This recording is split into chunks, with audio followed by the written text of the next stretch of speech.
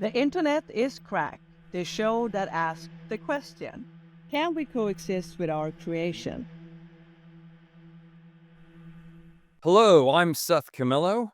And I am Caroline Risberg, and we are The Internet is Cracked by Addicts for Addicts. And today we are so very lucky to have Professor Luke Stark, who is an assistant professor at Western University's Faculty of Information and Media Studies in London, Ontario, Canada. And he works with AI and ethics.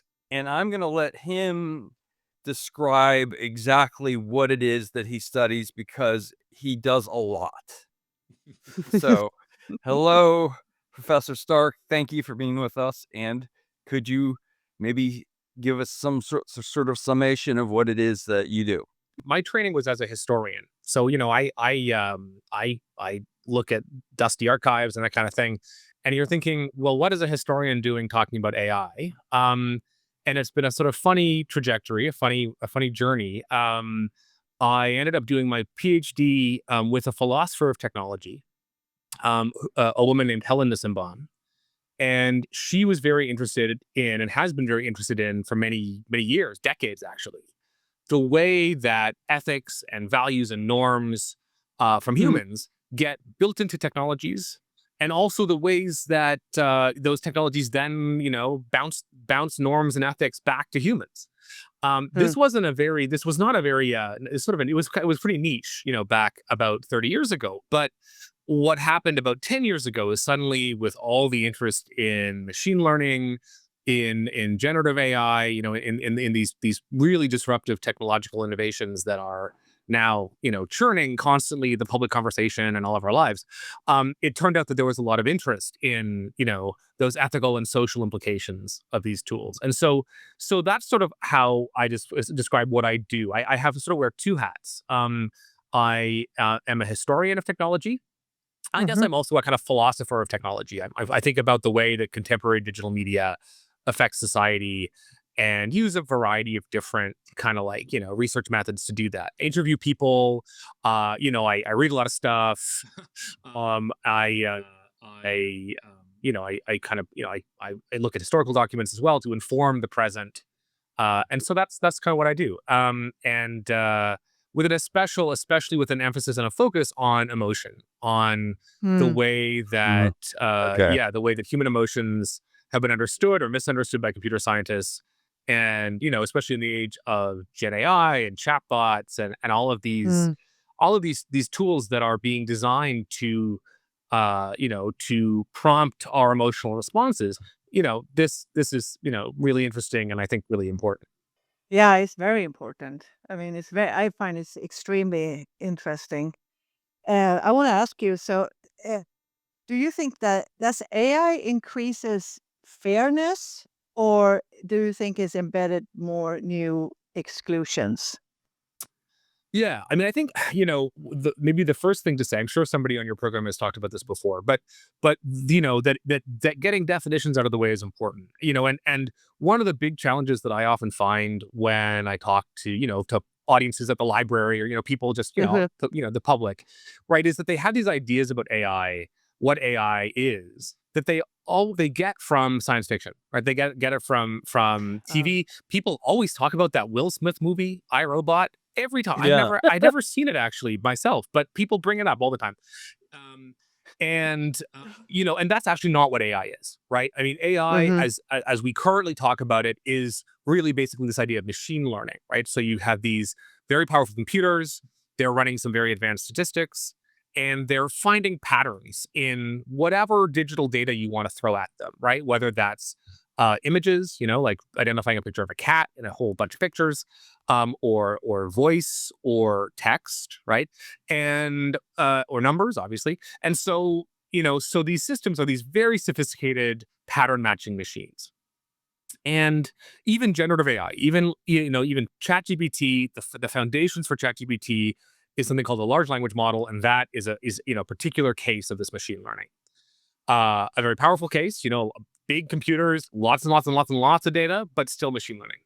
And so one of the big challenges that folks have been pointing to with machine learning systems around fairness for a decade, more than a decade, Mhm. is exactly this point, right? That the system is not intelligent. It's not thinking. It's just looking. It's just a statistical pattern matching machine. And so if there are patterns in the data that it's taken in, that Mm. reflect, right, historical bias, right, maybe it Mhm. reflect bias in language, whatever, right, without a lot of work, and even sometimes with a lot of like work around how to mitigate that, it's going to then reproduce those biases in whatever output it has, Like Grok, right? Grok like Grok. was Yeah. doing some, even though I know Elon Musk is not a saint, I don't think he wanted his AI to be saying that it was Hitler, right? I mean, I'm going to push back. I kind of think that based on what we know about Grok and how AIs work, somebody, whether or not it was Elon Musk, somebody wanted that AI to produce more right wing views, right? Because remember, when Grok was initially launched, right? It was articulating all kinds of, it was sort of saying things like other LLMs say. And then, right, there was, Elon said on X, right, that he wanted it to be less woke and more accurate according to his political views. And then all of a sudden, it's praising Hitler. So I think that's a really good example, right, of, Mhm. well, one, right, that really makes it pretty clear that these systems are not intelligent, right? Because if you can like manipulate this chatbot to like produce these totally different responses, Mm. that's not very intelligent to me. But also it shows just how much, both the existing data and the way these tools get built and trained and deployed, how much that shapes what they output and the kind of political or social impacts they have. Because you work with some, isn't it called mixed methods? You do like you do Yeah, different things I do to different things. Yeah, how yeah. yeah, can you explain like how do you do your research? Was Sure. Yeah. So as I was saying, I guess like I can kind of consider myself like kind of qualitative jack of all trades, right? So as I trained as a historian, right, I'm trained how to do close reading of documents. I'm trained to how to look, you know, think about various pieces of evidence and understand the narrative within them. I'm trained at sourcing. I'm trained at making assessments about what, is this document reliable? How does it compare to other documents, right? And Mhm. so, you could do that in the context of stuff from the past. You can also, of course, do that kind of in the context of stuff from the present, right? And so, thinking about, you know, advertising documents, patents, promotional materials, right? I also interview folks, right? And again, interviewing people similar, like, you don't always trust what one person says. You want to interview a bunch of different people and kind of get a Right. sense from across those folks what the common themes are in what they're saying. That's pretty common in anthropology, other kind of humanities Yeah. disciplines. I mean, part of the close reading involves reading technical documents, reading technical, material, and doing my best to understand it, and thinking about the kind of philosophical assumptions, conceptual assumptions that go into that work. And so being a historian and being a historian of technology is actually really helpful there Mhm. because I don't know how much you noticed, but folks in Silicon Valley are pretty present focused, right? They yeah, don't think a lot about that's what history. I was just thinking that Exactly. I Yeah. was thinking that exactly not what they're thinking about is Yeah, what you're thinking about. yeah, Right. yeah. And so it does really help to be able to say, okay, well, so these things are new, often the particular technical innovations are new, but the ideas and the motivations and sometimes, the even the companies, are doing the same thing they tried to do 30 or 40 years ago. They have a different technology, but they haven't necessarily changed their assumptions. And that sometimes that just means the new technology doesn't work as very well either. And so I find that helpful too. So that's what mixed methods is. It's a kind of this kind of set Mhm. of qualitative work. I do also, I work with one of the things that I really enjoy doing, although it's hard, is I do work with computer scientists and mathematicians Okay. and people doing the math, doing the kind of design of these technologies. I think it's really important when you're thinking about values in technology to at least have a kind of basic understanding of how the technology works. And that's usually the case for folks who are critiquing these tools. I would say probably more often than people in Silicon Valley think, right? Uh-huh. But it's always important, and it's important to like have a grounded sense of what these tools and technologies are capable of doing, how they're doing it, so that then you can make an empirical reality based comment or critique.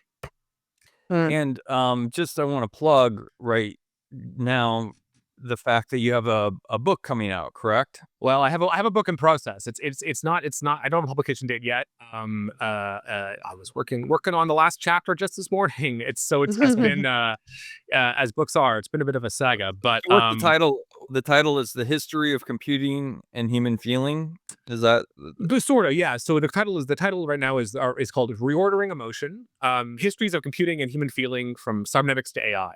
So it's looking at the history of how computer scientists and AI folks have thought about emotions, Mhm. going back to actually before the first computers were invented. This is what I found really fascinating in doing the research in this book. I didn't expect it. Is that in many ways, concerns about managing people's emotions were Mhm. tied into the early history of computers itself, the development of computers, the development of ideas about how systems work and how minds in humans and machines might be similar. Concerns and thinking about emotion is all through there. So it goes back to the Second World War, 80 years ago, before the Second World War, and kind of tries to piece together a question of why did it seem like this idea, or these ideas around emotion and computing and AI, why did it seem like they kind of only kind of came out of nowhere about maybe say 10 to 15 years ago, 20 years ago? Well, of course Mm. that's not true. They had a much longer history, but it's only in the last, I'd say, 20 years, that maybe really only the last 10 years, that emotions have been of interest to folks in Silicon Valley and to folks in AI. And so that was sort of my initial question. I was like, well, why is this? And the story that I kind of have uncovered is, I think really interesting, because it really shows how much this has been a major factor all through the history of computers, but a really uncomfortable factor, right? One of Okay. the things Mm. I think most computer scientists would agree with me in saying is that computer science and computer scientists are generally very uncomfortable with emotions and emotion, their own emotions, other people's emotions, and not just computer scientists, but I think a lot of scientists, right? Yeah, And yeah. there are historical reasons for that I get to into in the book. But that's really shaped the way that computer science has often avoided the topic, until relatively recently. Yeah. That is so interesting. I mean, I'm so fascinated by this. It's Yeah. I mean, on my own little side note, that I actually been thinking that that uh, scientists and all the people, they don't know, they're great in math, they're great in patterns, they're great in all this, but when you talk to them, it's Right.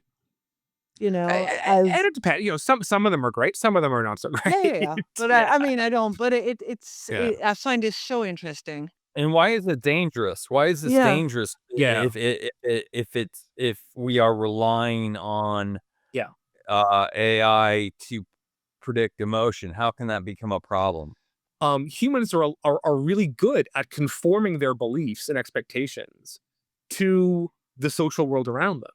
And so if their social world begins to involve big companies telling them what Okay. they're feeling, how they're feeling, and Uh, giving them these metrics and giving them these kind of that's good. It kind of becomes a self-fulfilling prophecy, right? It becomes a thing. It becomes an engine of their behavior and self-conception and thinking, not just a simple description. The concern for me is, right, if it is 3 or 4 extraordinarily wealthy, rapacious tech corporations, right, who are interested entirely in profit and power, right? If they're the ones setting our emotion norms, right, that's mhm. very different from the way that those emotion norms have been set and evolved. Even over the last 100 years, when we've had TV and radio and media and all that kind of thing. When you have OpenAI and ChatGPT able to, in various subtle and not so subtle ways, shape emotion norms, and shape, not just what people are talking about, what they know, but how they feel about what they know. That seems really dangerous when the people in charge of those Yeah, corporations yeah. are people like Elon Musk and Sam Altman, and Jeff Bezos and other people who seem to have very little interest in society. Yeah, yeah. But people were upset with the change to ChatGPT 5 because it was less, at least at its inception. I think they're trying to change it back. They lost their friend, a lot of people were saying, Right. right? They Yeah. were emotionally involved Right. with their chatbot, Yeah. and and ChatGPT 5 was more stoic, Right. and they did not like that. Right. So let me give you a little bit of a historical tidbit to frame this point. So in Yeah. 1965, back long before deep learning, way back what, very simple computers comparatively to ours, right? A guy at MIT named Joseph Weizenbaum invented a chatbot called Eliza. I don't know if either of you heard of Eliza. Some people I've have heard heard of about it. Eliza, right? And Yep. this chatbot, even though this was a very simple chatbot, it people got really emotionally involved in it. They got projected their feelings onto it. It would ask you questions back about the thing you typed in. That was kind of the trick. And so this idea, what now is called the Eliza effect, right, Mm. was coined actually a little bit later, 20 years later, for this tendency of humans to project complexity and personality and emotional nuance and Mhm. sentience onto these chatbots. I personally think that the like half the world, maybe no exaggeration right now, and certainly many of our policymakers, and certainly a whole bunch of very smart people in Silicon Valley are completely in thrall of the Eliza effect. Right? They're just deep in there, and it makes sense because even with this very simple chatbot, 60 years ago, this was still something that smart people at MIT were reacting to. Weizenbaum talks about this. He writes papers and he says, "Yeah, it's really amazing how all my colleagues are, either they know how it works and they're still kind of taken in." So this is actually Mm. something it's a little concerning because people are making decisions about all sorts of things, about education systems, about medical applications, and also about where we put our people, where we put our money, where we put our time. They're making these decisions based on this Eliza effect, Yes. that is a kind of a fundamentally I don't want to call it a delusion because it's not I don't want to pathologize it like that, but it's not an accurate understanding of what these systems are. Could that ever be changed? I mean, could actually those system, I mean, to me, it's a machine. I mean, if you're gonna be, I mean, could that be changed? I mean, you're right. This is Could it dangerous. could it be changed? So could it be changed? Well, so in terms of changing it so that these systems aren't as persuasive and enthralling, well, it kind of seems like OpenAI tried to do that with this latest release of ChatGPT, and now they're getting all this flack for it. So that's a little alarming because Mhm. if they've begun to recognize that the system is sort of too sycophantic, too it glazes people too much, as they say online, right? And yet their customers want that kind of attention, and they say, okay, well, if that's what the customer wants, we'll change it back. That market incentive is not good. I'll tell you, I was a researcher at Microsoft Research for a couple of years. Of course, this was a few years ago. Nothing I say, blah blah blah. But I will say that anecdotally, right, my sense then, again, this was 2000, let's say 2020, was that all the big tech companies were working on these large language models, right? And of course, a large language model is not the same as a chatbot, right? The chatbot is like an interface, a personal interface that these companies have put on top of their language models. It's really important to highlight that because they didn't have to do that, right? And in fact, the chatter at the water cooler, back 5 years ago, was that most people in the industry were aware of the Eliza effect. They were aware of many decades of studies in things like game design, right? Interactive agent Yeah. design that showed that when you put a text chatbot on in a system, people, really engage with it much more. And, in the water cooler chatter was, well, we would think it would be irresponsible to do this. We don't want to dupe people. We don't want people to think this thing is sentient. And from my perspective, Sam Altman and OpenAI just said, "Fuck that." It's part of my language. Right. We're, we see an opportunity to make a ton of money, Uh-huh. and make a market, and they just did it. And at that point, right, as soon as within 6 months, let's say, right, of ChatGPT being released in end of 2022, all the big tech companies had essentially tossed their ethics in the dustbin and were like full steam ahead on this market. Ultimately, what is the harm that having it's gonna end up being, like you said, like, it's gonna be Jeff Bezos. I mean, it's gonna be the usual suspects that are going to be Mm. producing the chatbots that we're all gonna be using, and who knows what other devices we're gonna be using, but they are gonna control the Eliza effect, a few people. What is what are the ramifications of having people manipulating the personalities of these chatbots or whatever it is we end up using? Mm. The scenarios speak for themselves, right? Like if the concern is not Grok, like kind of like clumsily sort of saying, praising Hitler. The concern is a much more sophisticated Mhm. tuning of these chatbots to push you in all sorts of directions, right? So So if I'm like looking up, like, tell me a little bit about the Civil War, yeah, exactly, right? right. And if the chatbot comes through with a polite, polite narrative that really decenters, the enslavement of people, really decenters Uh, the treachery of the southern states, right? That's what yeah. people are going to start engaging with. So there's that at that social level. There's a huge problem.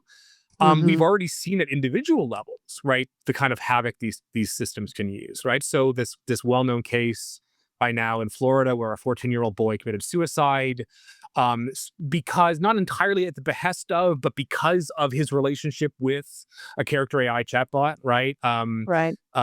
Chatbot sort of masquerading or skinned as Daenerys Targaryen from Game of Thrones, right? And he just got sucked into this. He's a teenager, he's communicating all the time with the chatbot, and in order to be with her in some other realm, he kills himself. And Yeah. and and No, the they and did. one thing I'll point to in terms of the design of these tools, which I think this is something that that presumably these companies could change, is that in anecdotally and looking at some of the journalism on this point, these chatbots never really tell you to like look elsewhere for help or engagement, right? That would be against the business model of a company like ChatGPT, of OpenAI, or of Character AI, right? Mhm. They Mhm. want you they want you, Yeah. constantly engaging with the tools. They want you paying $30 a month or whatever it is for the premium Mhm. version, as I know many people do because of their social interaction with the system. So they have no incentive to tell you, other than in the most kind of general way, if you seek help, call a suicide hotline. But actually, in terms about the mechanics of the design, they're not pushing you away. They're not turning off. They're not doing any of those things. So right, so that at an individual level, is dangerous for anybody who is vulnerable in any kind, emotionally vulnerable, psychologically Yeah. vulnerable. Frankly, it's dangerous for everybody, as we've been talking about. Well, that is a question. How does the government regulate this? How does the Right. government regulate this? Right. Well, if any government wanted to regulate it, first of all, right? Because, like, look, you've got if you've got Donald Trump et al. Who want if they could, they would ban any state level or low municipal level regulation about AI of any kind in the United States for the next 10 Yeah. years, right? That was in their budget bill. That's something they're trying to do via executive order, right? Again, talking about the closeness between Silicon Valley and Donald Trump, right? That's that he's all in on AI and crypto, right? And both of these things, by the way, Mhm. are incredibly useful for scams, right? Generative AI is great for scams because it convinces people to, whatever, give you all their money.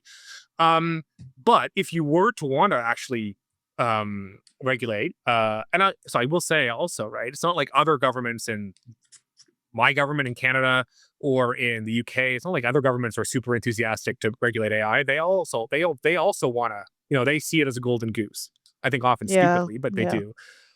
What would you have to do? I mean, you would have to like deploy a whole bunch of you could deploy a whole bunch of existing laws around things like defamation, product liability, certainly there's the whole question of copyright, the question of, of whether the LLMs upon which these chatbots are built, are they violating copyright? That's a big legal case right now where publishers and authors have been taking companies like OpenAI to court. There have been different decisions in different jurisdictions. Mm. But I think, if we thought about a toaster, right? If a toaster was performing in a way that, that was hurting people, right? Or, was electrocuting people, we would say, well, the company that made the toaster is liable for a defective product, right? Right. Or unsafe product, or an unfair product, or deceptive product, right? And actually, it's a little bit heartbreaking. Like under the Biden administration, right, the Federal Trade Commission in the United States was actually beginning to do some work, thinking about there's some great work thinking about the way in which these LLMs, these chatbots, were being deceptive, right? How the way that they were presenting themselves could fall under the FTC's enforcement authority around unfair or deceptive business practices, right? So there's precedent for that, right? Again, Biden FTC had a lot of really great guidance around that. Of course, that's all Mm. gone. But in principle, right?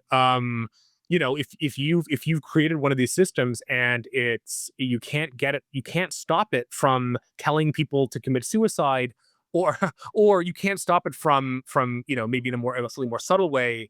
You can't stop it from having people keep talking to it, right? That's on you. That's not entirely, that's not that's not entirely the consumer. That's on the design of Mm. these tools. Humans have a tendency, at least I do, to give things life. I mean, They sure do. I have a Yeah. dog. I mean, even your car, you Yep. start to Oh yeah. you Yep. feel, You and give them before name. yeah. Yep. Yeah, you give it a name, and so, and once you give it life, when you say, "Explain to me what's happening in Ukraine," you then take it more seriously than if you thought just as, so there is a real danger in going all in with your belief system with this chatbot. Is that true? Absolutely. That is 100% true. There is a huge danger in going all in on your belief system in ChatGPT or any other chatbot. One thing that I think news journalism, right, what they're really pointing to, right, is the fact that they can provide some authenticity, right? They can provide some multiple forms of evidence, multiple forms of verification for things that are happening in the world. That's getting harder and harder, of course, because you've got now, you don't just have chatbots, you've got incredibly sophisticated AI generated videos and images. And Yeah. Oh, so, yeah.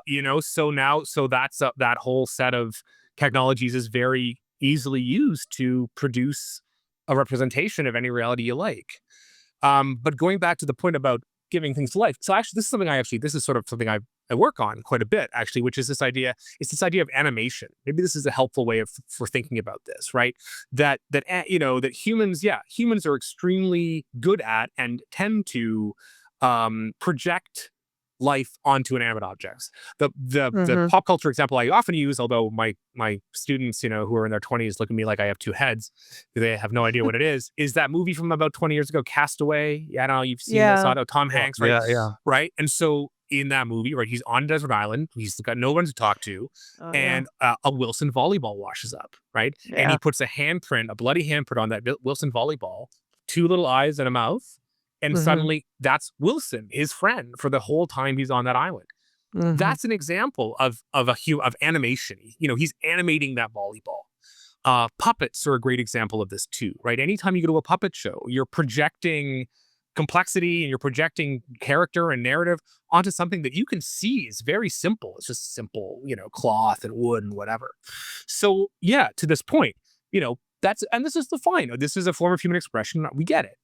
But when you're projecting onto a text puppet, like ChatGPT, and that text puppet has been deliberately designed to draw you in and engage you and interact with you as if it were alive, right? Yeah. That I think is a problem. Um, Yeah. and I'll say, yeah, it's true. I mean, going back to the Eliza effect, going back to the history of computing, yeah, folks have known for decades, right, that even when computers aren't talking back at you directly, people tend to sort of see them as social objects. People, yeah, we can't see how they work, right? We can't see all the innards of them, right? And we also we interact with them with language. We're typing stuff in. Even if you're a programmer, right? You're programming code. That's a language, right? So it's just the way a computer is designed and works, kind of already sets us up to project these qualities onto the tool. Yeah, same like with the car, sure, same thing. But again, if it's being explicitly designed to interject back, I think that's something we're going to have to look very, very carefully at. Yeah. Do we I mean, actually, we were saying, like, with a ChatGPT, I think it's weird sometimes. Suddenly, I feel like it knows me. "Hey, Caroline. Oh, good job," whatever. Uh, do we as all of us, when we're using it, let's say some kind of they're learning from us too for in the whole system and not just Yeah, me? that's a good question. I think that the ChatGPT or OpenAI claims that it's really only learning for you. Although I unclear, right? Because whether it may well be it may be learning about the details of you in the context of your own specific um Mhm. subscription, but it might be taking the vector charting that it's learning from your interactions and putting that back into the vector space, right? So in other words, it cannot the system itself doesn't have to know anything explicit about you to benefit from its interactions with you. I think that I have fallen for the Eliza effect in the sense that more and more I use ChatGPT, the more I trust it. Yep. And I think, but it is very, very, very dangerous because just as they're trying to, the two things that I noticed that being of a certain age, I don't need to say my age, but the idea Martin Luther King and the Civil War were things that were clearly delineated. Yep. And now it seems as though the narrative of those two events and people are trying to be changed at the highest levels Yep. of American government. Yep. And I feel like if you inserted that into chatbots, and I think about my friends with, children and, Yeah. 14, 16, 18 years old, Yep. and that's where they're getting their information. All of a sudden, you have very successfully Yep. changed something that in my mind was unchangeable. Yep. Yeah. You That's know what right. I Yeah. mean? And this is where I think being a historian, I mean, look, we know that this has happened. This happens, it's happened in the past where in one era, a certain historical event gets understood one way, and then in a later era it gets in a different way, right? That again, that happens, and sometimes that's for good, for values that I think comply or part, values that would support a democratic state, a free state, right? Um, but even before AI, a really concerted totalitarian government can suppress a lot. The example I'll give, right, is Tiananmen Square, right, 1989. Huge massacre of students by the Chinese government. Young people in China have no idea. They know nothing about it. Older people who remember, rumors and news that was suppressed, they do. Yeah. But younger people in China, the kind of success of over the last 30 years of the Communist Party banning any mention of it. It doesn't get talked about. It's not even taught, right? It's not even discussed. It's just gone from the collective memory of the Chinese people in China, right? You know what? Something I found is interesting. I'm from Sweden originally. When I came to America and I went to school, and I remember, especially with history, I studied, when I knowing history from Europe was very different because Yeah. this is the perspective how it was in Europe. And Yeah. now when I was in America and I read the same history, but now it's Yeah. a view from America. Yeah. And I was like, oh my God, it's the same history, but we look Yeah. at it two completely different ways, That's right. even That's though it's right. the same history. And that kind Yeah. of make me think now when you was talking about AI, if we're gonna hear just maybe on one side Yeah. or whatever, I like Yeah. how I don't know. And well, and the big challenge there, like, so you back when you had books and letters and even TV, you sort of had to. I Yeah. mean, in some ways, you had to fight it out. You had different, historians would disagree, and they Hmm. would present evidence, even if you were an authoritarian government and you doctored evidence, you had propaganda. Well, there was somebody else somewhere in the world that had, had the evidence, had the, there was and there was also a kind of sense that you couldn't fake that stuff easily, right? Right. Now, we're at the point where you can just fake it. It's Yeah. almost more dangerous, this Eliza effect, and the people who own the chatbots. It's almost more dangerous because when I watch Fox, I know what Fox is Right. about. When I watch Right. CNN, I know what CNN is about. Right. But when I use ChatGPT, it's become my trusted friend, Right. and I don't have a critical eye in the same way. That's right. So it's potentially much more dangerous. Yeah. And Yeah. not, I'll say not just that. I mean, it's funny. I talk to my students, again, who are in their 20s, and they see something kind of similar about it, even just social media like Instagram. They sort of say, well, they're very good at like being critical and thinking critically about, TV networks. They're not very good at being critical about Instagram, right? And the way Instagram Interesting. works. Yeah. And so, it's not a coincidence, right, that Meta is trying to stuff little AI characters, animated AI agents, into every single Meta product. You can't open you can't open WhatsApp, you can't open Instagram now without a little AI saying, "Oh, do you want to talk to an AI?" Right? Yeah, that's Well, true. Yeah. that's right. That's just your point, right? It's a the business incentives here are not in line with the social values incentives. So what No. do we do? Yeah, I was just gonna ask, what do we do? Yeah, I mean, I think that it's things are not great at the moment because especially in the last 6 months to a year, you've had this like this kind of convergence and real crystallization, right, of a kind of tech sector that seems to be embracing a very explicit politics and very explicit political figures, especially Elon Musk, giving Nazi salutes, but other people, going along with it. Um, Look, I honestly think, um, from a bottom up level, you know, this is gonna sound kind of pathetic, right? I mean, from bottom up level, we need way better and way more widespread, like reality based education and conversations about what these things are, right? Yeah. Yeah. Like we need every school board in every country in the world to be developing thoughtful curricula about this today, Yeah. curricula that doesn't take the kind of hype and narratives from the tech companies at face value. That's the big problem too, right? Like, these politicians, but also, principals and, anybody in authority, is getting snake oil sold, how great and important this shit is. I'm worried about the kids because the ones who are growing up in all of this, they don't really gonna have read the same books that we have and whatever. It's something needs to be done. I Yeah, feel. yeah. I mean, and I think, I worry about the kids. I mean, I worry about everybody. I mean, I worry about older Right. adults, right? I mean, at least,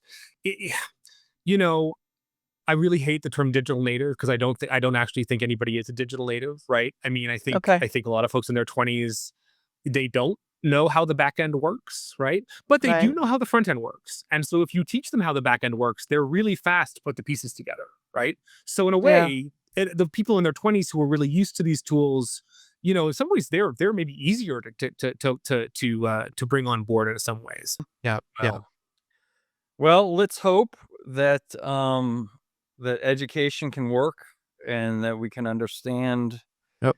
Yeah. our problems and work through them. Yeah. Because I think if there's one thing that I hope people gleaned, is how dangerous this really is. You know, this the trusting your chatbot can lead to some very dangerous things Yeah. down the road. How dangerous, and also, but also I want to say how explicable, like how we have an answer to this. Go Google the Eliza effect, right? Google the Eliza effect. Yeah.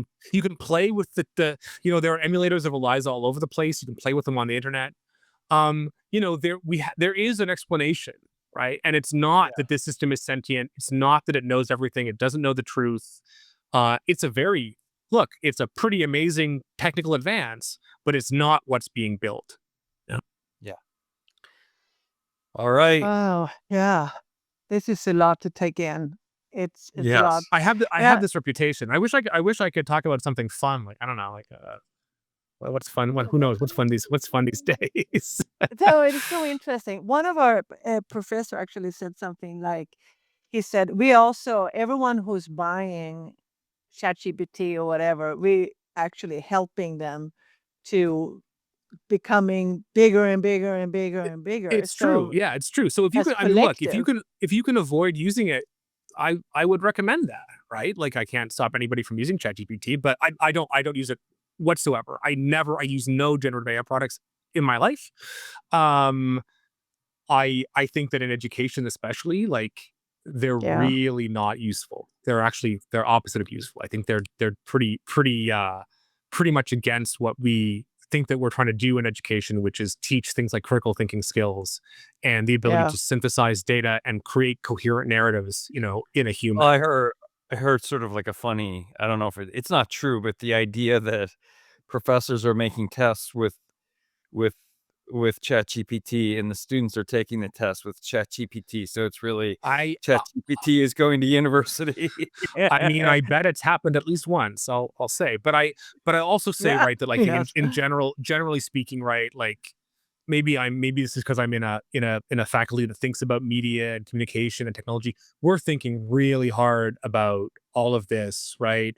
We're having conversations about how to change our pedagogy to, both to kind of, to make sure that everybody's being graded fairly and people aren't cheating, but also to right, to really think, well, why were we assigning those essays in the first place? What were they doing, right? 100%. Um, and so I think of, you can use this as an opportunity to rethink your pedagogy. Um, but one big challenge, again, going back to the underfunding of universities and basically everywhere, is that universities were really set up, they were really ripe for this kind of thing, because when you've got a 200 person class and you've got an overworked professor and 6 overworked TAs grading 200 essays, right? yeah, yeah, Like, yeah, yeah, of course you're not going to be able to tell whether somebody is using ChatGPT if you're not, you're literally only paid to be able to spend 6 to 8 minutes on an essay, right? Yeah. Which is often how the economics work out. Um, well, it just, because, like, look, I mean, again, funding for higher education, and at least in Canada and the United States, has been either stagnant or dropping for mm, decades, and certainly the amount of money for faculty has been stagnant or dropping. So yeah, everybody's being asked to teach bigger classes and do more with less, and so, yeah, mm, so the university has sort of set itself up to be, yeah.